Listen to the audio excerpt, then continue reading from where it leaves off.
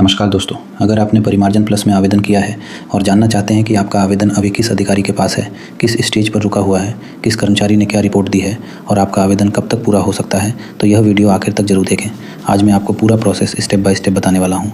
सबसे पहले अपने मोबाइल में क्रोम ब्राउज़र खोल लीजिए। अब सर्च कीजिए बिहार भूमि।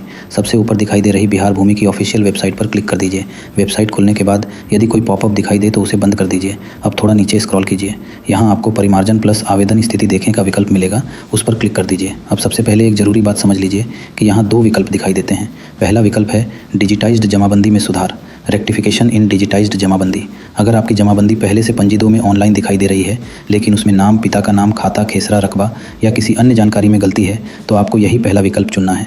दूसरा विकल्प है कंप्यूटरीकरण हेतु छूटे हुए जमाबंदी का digitization of jamabandi not available online. अगर आपकी जमाबंदी पंजी 2 में बिल्कुल भी ऑनलाइन दिखाई नहीं देती, यानी उसका डिजिटाइजेशन अभी तक नहीं हुआ है, तो आपको यही दूसरा विकल्प चुनना होगा। अब अपना जिला, अंचल और आवेदन संख्या भर दीजिए। इसके बाद कैप्चा भरकर खोजें बटन पर क्लिक कर दीजिए। अब आपके सामने आवेदन की पूरी स्थिति खुल जाएगी। ऊपर आवेदन की स्थिति दिखाई देगी। अगर यहाँ आवेदन प्रोसेसिंग लिखा है तो इसका मतलब आपका आवेदन अभी प्रक्रिया में है और संबंधित अधिकारियों द्वारा जाँच की जा रही है। अब नीचे आवेदन की पूरी हिस्ट्री दिखाई देगी। सबसे पहले एप्लीकेशन सबमिटेड लिखा होगा, जिसका मतलब है कि आपका आवेदन सफलतापूर्वक जमा हो गया। इसके बाद फॉरवर्डेड टू CO लिखा होगा, इसका मतलब आवेदन अंचल अधिकारी के पास पहुंचा। फिर फॉरवर्डेड टू कर्मचारी लिखा होगा, इसका मतलब अंचल अधिकारी ने आवेदन जांच के लिए संबंधित राजस्व कर्मचारी को भेज दिया। अब कर्मचारी जमीन के रिकॉर्ड, जमाबंदी, खाता, खेसरा और उपलब्ध दस्तावेजों की जांच करता है।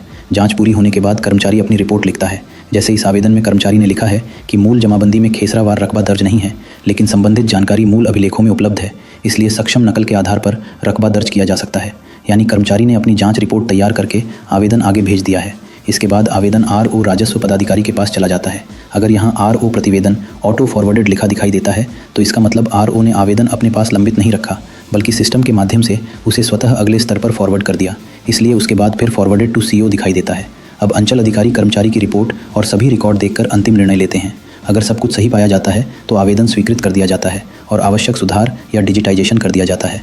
लेकिन यदि किसी दस्तावेज की कमी हो या कोई आपत्ति हो तो आवेदन वापस भी किया जा सकता है या अतिरिक्त दस्तावेज मांगे जा सकते हैं।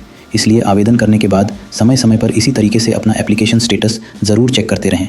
अगर यह वीडियो आपके लिए उपयोगी रहा हो तो वीडियो को लाइक ज़रूर करें, अपने दोस्तों के साथ शेयर करें और ऐसे ही सरकारी योजनाओं, जमीन जमाबंदी और ऑनलाइन सेवाओं की सही जानकारी के लिए ऑनलाइन डिजिटल पॉइंट ऑफिशियल को सब्सक्राइब करना बिल्कुल न भूलें। धन्यवाद।